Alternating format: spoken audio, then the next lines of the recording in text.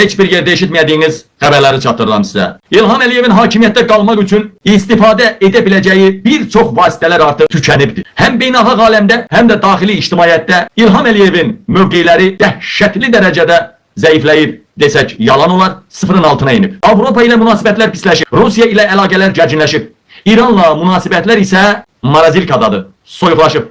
Bu səbəbdən onun hakimiyyətdə qalmaq üçün, yeganə İlham Əliyevin hakimiyyətdə qalmaq üçün çıxış yolu kim idi? Amerika, yəni Amerika. Daha dəqiq desək, Trump'ın maraqlarına xidmət etmək və onun göstərişlərini icra etməkdir. Bunun ümidləri hakimiyyətdə qalma ümidləri. Bu məqsədlə əsas variantlardan biri Ermənistanla sülh prosesi çərçivəsində Amerikaya uyğun addımlar atmaq və Paşinyanın hakimiyyətdə qalmasına yüksək səviyyədə dəstək verməkdən ibarətdir İlham Əliyevin işi gücü.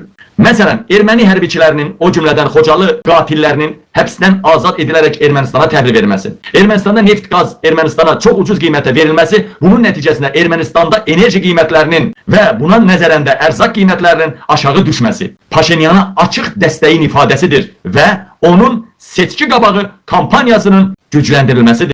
Mən deyəndə bir Paşinyan qalmışdı. Şeyindən yapışmasın, özü də ağzından bir Paşinyan qalmışdı, ondan da yapışar halə gəldi bizim bu yalıncıq İbiş prezident. Baxın ha, indi isə İlham Əliyev Paşinyana dəstəyi daha da artırmaq üçün Ermənistandakı şirkətlərə, o cümlədən erməni şirkətlərinə investisiya yatırmağı planlaşdırır. Bu investisiyalar xeyriyyə fondları vasitəsilə erməni tələbələrinə yardım, daimi yardım və bir dəfəlik ödənişlər və maliyyə dəstəyi formasında veriləcək. Yəni aylıq, kvartallıq, illik yardımlar ödəniləcək erməni tələbələrə Ermənistanda. Zaten Gürcüstandakını ödəyirdik uzun illərdir. Bu da Paşinyanın seçki qabağı kampaniyası üçün çox ciddi üstünlük yaradacaq. Buradakı əsas məqsəd ondan ibarətdir ki, İlham Əliyev Trump'dan xahiş edir. Məni hakimiyyətdə saxla, məni göndərmə, mən sənin dediyin hər şeyə razıyam, yetər ki məni hakimiyyətdə saxla. Bu səbəbdən də bugün İlham Əliyev hakimiyyətdə qalmaq cəhdi Paşinyana dəstək göstərməkdən, yəni Amerikanın göstərişlərini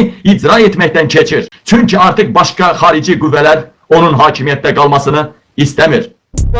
Ay töt oğlu töt İqbal Ağazadə. Şəhidin qızını aybaşı olanda belə dallağını əmən İqbal Ağazadə. Qəhbə südü əmən İqbal Ağazadə. Evində qəhbə saxlayan İqbal Ağazadə. Özellikle Vagıf Xaçaturyanın meşəli soyqırımında iştirak edən bir şəxs kimi geri verilməsini. Azərbaycan sevən hər bir kəs o cümlədən bunu təhvil verməyə gedən hökumət nümayəndələri də ürəkdən istəmir. Lakin istəmək bir başqa bir şeydir, reallıqlar bir başqa bir şeydir. Amerika Birləşmiş Ştatları İqbal Ağazadə deyir ki, biz sevinmirik, amma məcbur idik, olmalıydı bu Xaçaturyanın verilməsi. İqbal Ağazadəni danışdırırlar. Baxın, indi Ümid Partiyasının rəhbərini ağıl adam kimi ortaya salıblar ki, qabil kimi olanların səsini batırsın. Ay İqbal Ağazadə, bu Xaçaturyan xalqımızın Xocalı soyqırımı, Xocalı namusunun ən vacib aktyoru hədər rəhbəri idimi? Bəli. Tüm hamını xalqın namusunun təcavüzkarıdır. Analarımızın hamilə qarnını yarıb, balasını çıxardı, diri-diri süngü bıçağına yarıb, pişik balalarını oraya soğub, tikdirən Xaçaturyan döldü mü? Qadınlarımızın döşünü kəsən, zorlatdıran, zorlayan Xaçaturyan döldü mü? Hamımız vaziyetlər. O qadınlar kim idi? Xalqımızın namusu. Her birimizin anamız, bacımız, qızımız.